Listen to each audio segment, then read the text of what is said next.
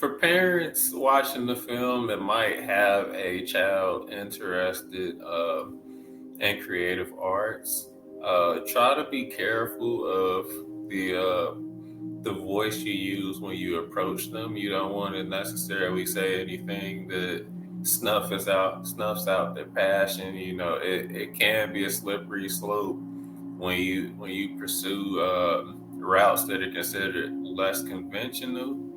But it's probably important to see, the level of passion, commitment, dedication that they may have to this particular pursuit of theirs. And if you can support that, try. And if you can't support it, try to find Have you people ever that thought, can. what if this is all just a dream?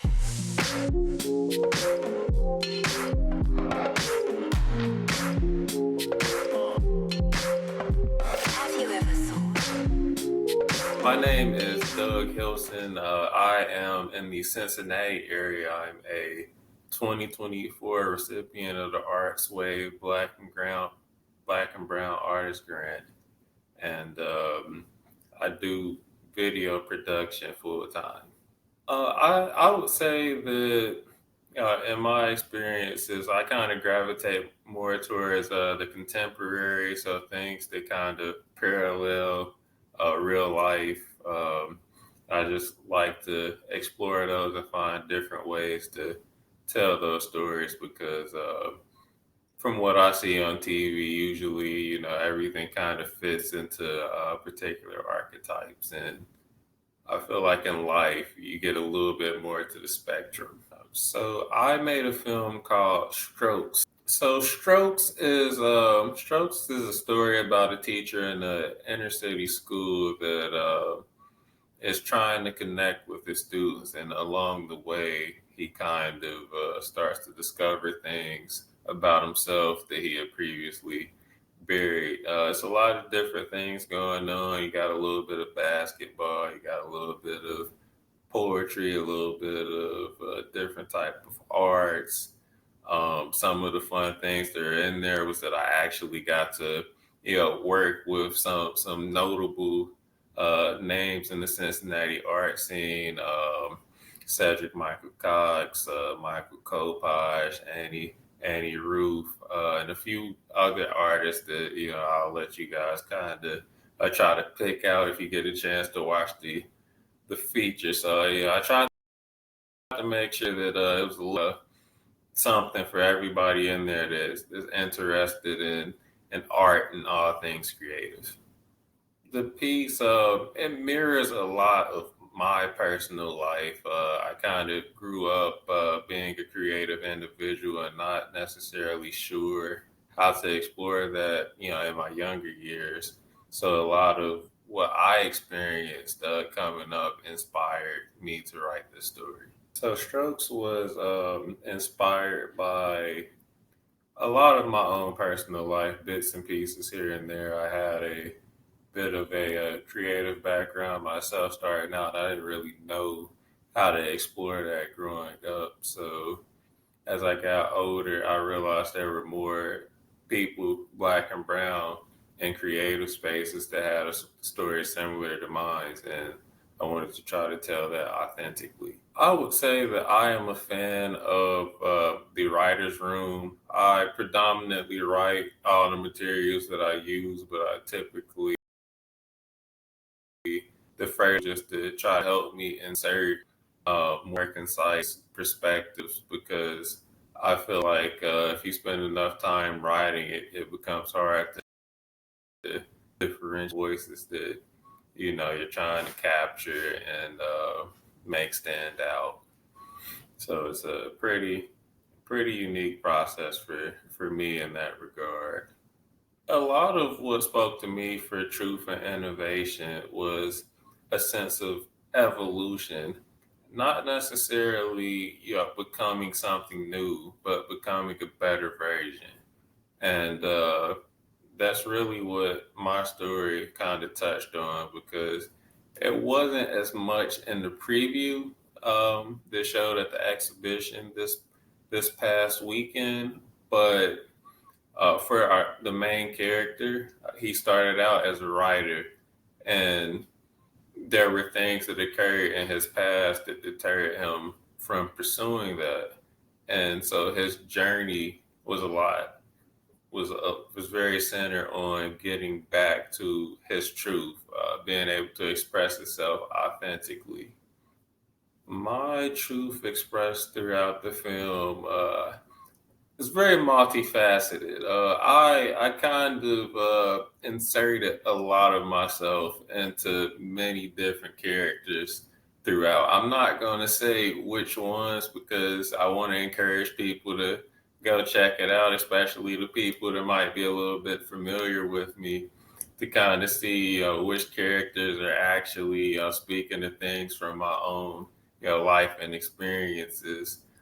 But definitely being able to voice my thoughts and feelings authentically, knowing how to express myself, when and where to express myself, and things like that. Because a lot of times I feel like our creative spirits can be suppressed, whether it be just the rigors of getting through day to day life, or having or lack thereof of a solid support system when it comes to creative space, because that's also a struggle that a lot of black and brown people face, is having the support to pursue creative outlets, because they aren't always seen as the safest things to do. The film that showcased at the ArtsWave exhibition was a short. It was a preview of a feature length that will probably finish post production late 2024 or January 2025. Now that the ArtsWave exhibition is over, I'm probably going to focus more on getting the feature film developed. But I think for people that weren't able to make the exhibition, I might try to provide some type of temporary link to give people at least one or two more opportunities to see it before I want to start trying to focus people's attention to the fully developed version of the story. If people see the short, I hope that they see a culmination of different energies. Everybody, well, most people, I should say, in the film are creative in some way. So I want people to see that being creative doesn't necessarily have to be making a film or writing a book. It could be sketching in the notebook, or anything else that gets you thinking a little bit more abstractly. I would say to all the people with Creativity Squared that might come across this interview or get to see a piece of my work, to just take away that anything that I do, I'm going to do it resolutely, and try to make sure that it is the most authentic version of whatever I'm either experiencing or observing in the real world. Some of the main themes that I placed in the movie was self discovery, being willing to explore yourself, maybe even challenge some of the things you previously thought. That was a big one, and then some of the other ones were there are a couple different storylines going on in the film. You had a child, a young man that was gifted athletically but had interest in the arts. So being willing to defend your passions was another thing I wanted to touch on and kind of emphasize with it as well. I thought when I was conceptualizing strokes that it might be interesting to introduce two characters with a very tightly wound history of people that used to date, collaborate creatively, And I felt like, if you get those two things and then you see how they act around each other, it's going to cause you to ask a couple questions. You might want to know, well, who left who? There were a lot of people that saw the story and felt like, well, based off of what I saw, she definitely left him. And I'm like, well, maybe not, because, there's a feature length version out there that might suggest otherwise. But it was also just something that challenged myself, because a lot of the times, when people, have a romantic relationship that kind of flames out, it's hard for people to stay connected and get back to the type of dynamic that they had prior to. So I felt like, from a creative standpoint, it would be interesting to pair those two together, to have at least a loosely linked common theme with her, wanting to create and wanting him to be involved, because even though it didn't work out, she still recognizes the talent that he had.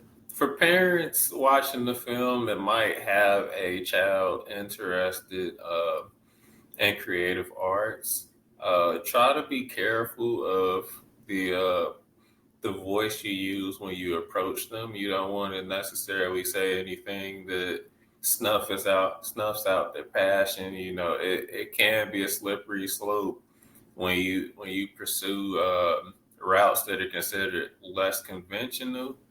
But it's probably important to see, the level of passion, commitment, dedication that they may have to this particular pursuit of theirs. And if you can support that, try. And if you can't support it, try to find people that can. Because, we aren't masters of everything. So it's okay to try to, find, outside help that might be able to assist with those type of pursuits, whether it be, a mentor, maybe a local artist in the area that you know that might be experiencing some success, or maybe just works in a similar area as the kid. And as a kid, what I tell my younger self and people similar to me is just to stick with it. Be willing to see where it goes. When people challenge you, try to take it with a grain of salt. Most people tell you things because they're trying to help. So be willing to at least see their perspective, and then use that to galvanize whatever efforts you're trying to make. Cincinnati is very important to me and very important to this film. A lot of things that I see artistically, I would say, are inspired by my experiences in Cincinnati, knowing a little bit about the history and just how many talented people have actually came out of the Cincinnati area doing things creatively, was a really big inspiration for me to make sure that the first feature film that I directed had something to do with Cincinnati. The Cincinnati art scene can be a little bit covert at times. I'm not gonna say it's like any, like, you need a secret password to get places, but it can be really under the radar, and it's really easy to miss some really great, like, art events and things like that if you aren't paying attention. But there's a lot of organizations around and people in general that are interested in this stuff. So it's not hard to find if you're willing to look.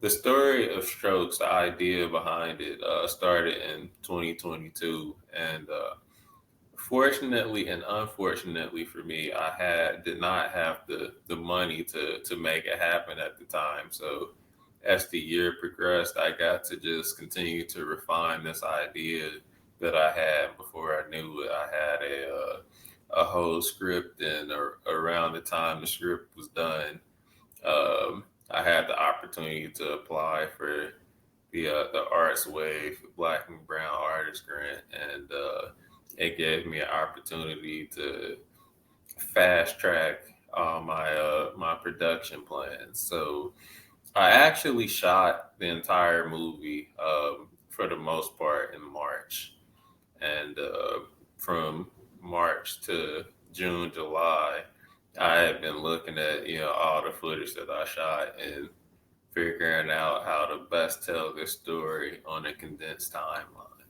The name Strokes, believe it or not, was inspired by me just being silly. One of the older sayings that I'd always heard was different strokes for different folks.